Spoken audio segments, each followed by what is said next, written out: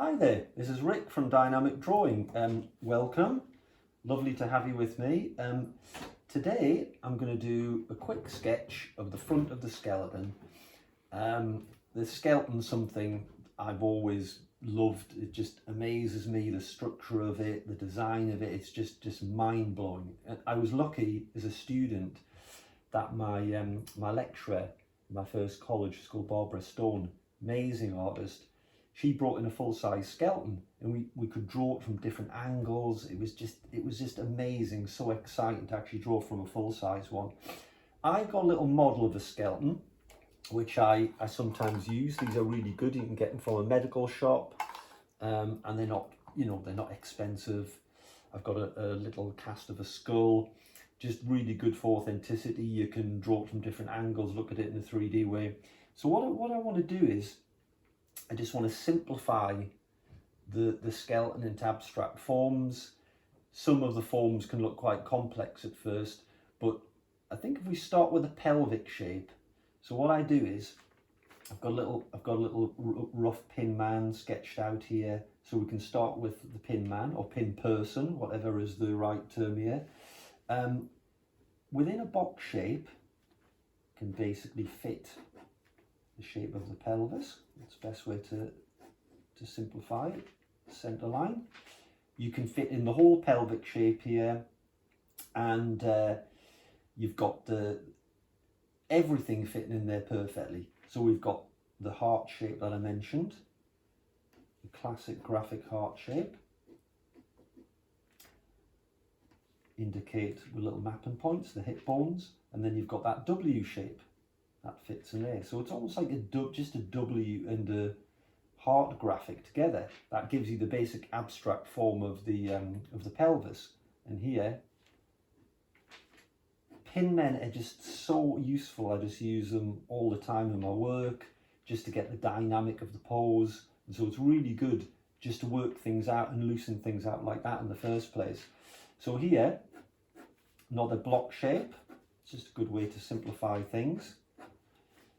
And we can fit the rib shape into that, which is basically an ellipse. I mean, it's just an ellipse that's been elliptical shape there.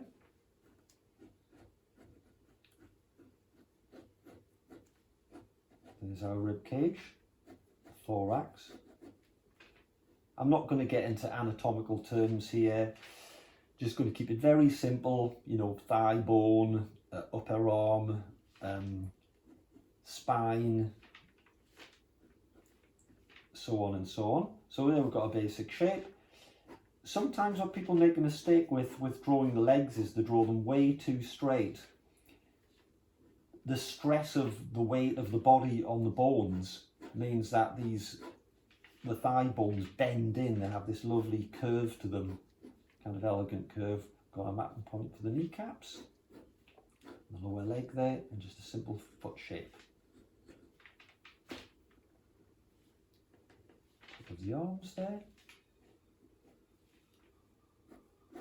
Again, a mapping point for the elbow. And a hand shape. With the head, it's a classic egg shape, upside down. There you have it. You've got just the basic structure, pin man structure of the skeleton. So I'm going to go on to the more finished one. I've just got a little line drawn, sketched out here, so I can just work over it at speed. So again, we'll start off with the pelvis. We've got our center line in the middle here, just to get the symmetry. Okay. So we'll start with the pelvis, pelvic shape. It's kind of like a bucket shape as well, but we'll just keep to that idea of the heart.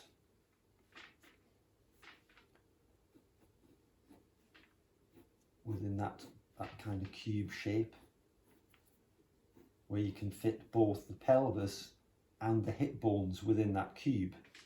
There's our mapping point, you see, there's our cube. And then going back to our slightly more finished drawing, you can fit in the hip bone and the pelvic shape within that. We'll draw almost like just a tube for the spine here. Maybe just a line at the bottom of the rib cage. Got a central line there, and yeah, you just follow that elliptical shape here that goes through. That thorax shape in the centre, where all the ribs are attached to. I'm not going to draw all the ribs yet, just going to keep it as abstract shapes here. We have the collarbone here that attaches. It's just amazing the way everything just works together, how it's all attached. So I have the collarbone there, attached to the upper arm. Ball joint at the top there. You can see the top of that elliptical shape. It follows there. Top of the spine. It inserts into the skull. So we've got basic shape there. Here's that sort of W at the bottom of the pelvis that we're following. We're just doing a structural outside drawing of this just to get the form. So again, like what we're saying here, it curves in. There's like a nice elegant curve that comes in there of the thigh bones. All the bones have that curve to them. Being able to take the stress, weight of the form.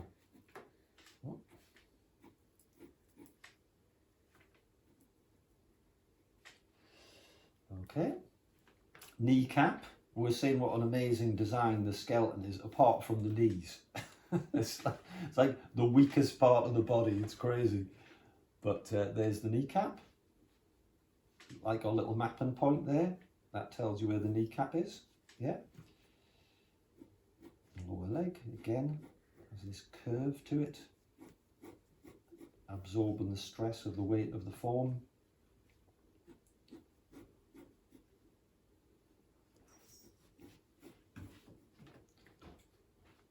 And then you have that outside thinner bone. Again, we're not going to talk about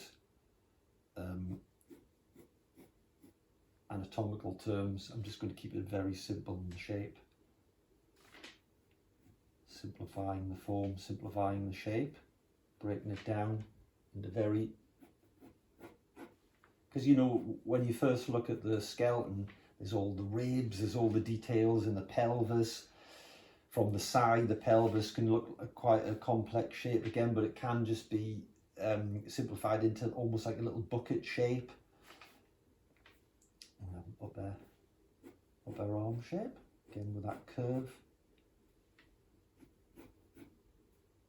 Ball and socket joint at the top. Although we can't see the shoulder blades much from the front, if we do like an invisible drawing, this is kind of what's happening with the shoulder blades back of the form.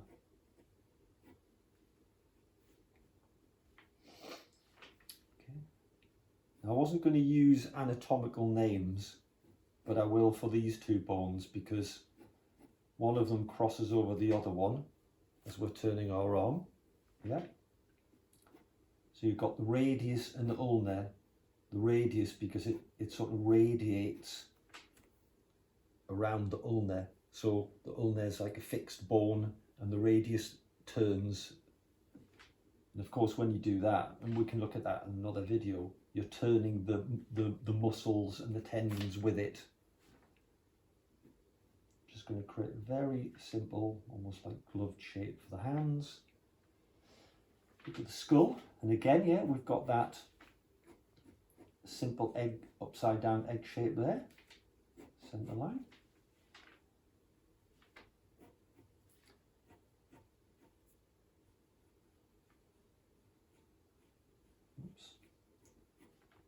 Just above halfway, you've got the centre of the eyes. The eye sockets are just kind of like a sunglass shape. Follow that sunglass shape. You've got the cavity of the nostril there. Cheekbones.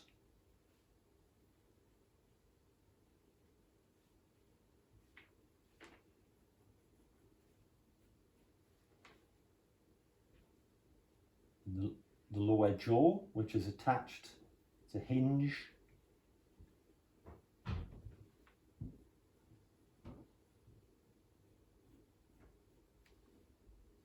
Just indicate the spine like this for now. Just indicate the teeth area like that.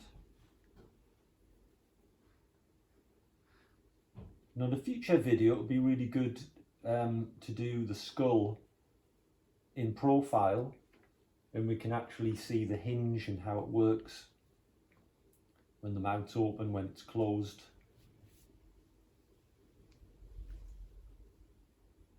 But you know, when I'm working, I'll just tend to do a pin man shape like this, unless actually drawing the full skeleton.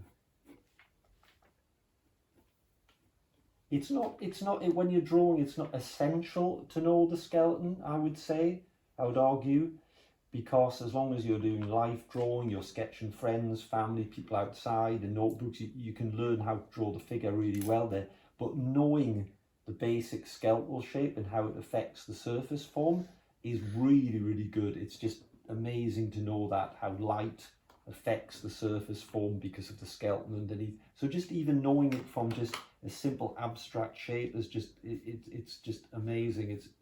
It's invaluable to me, I think. Just a basic foot. I'm not going to get into the feet of the bones, just a basic foot shape that fits there. Yeah. So again, just to go back on those points, you can put it within a cube. That heart shape with a W.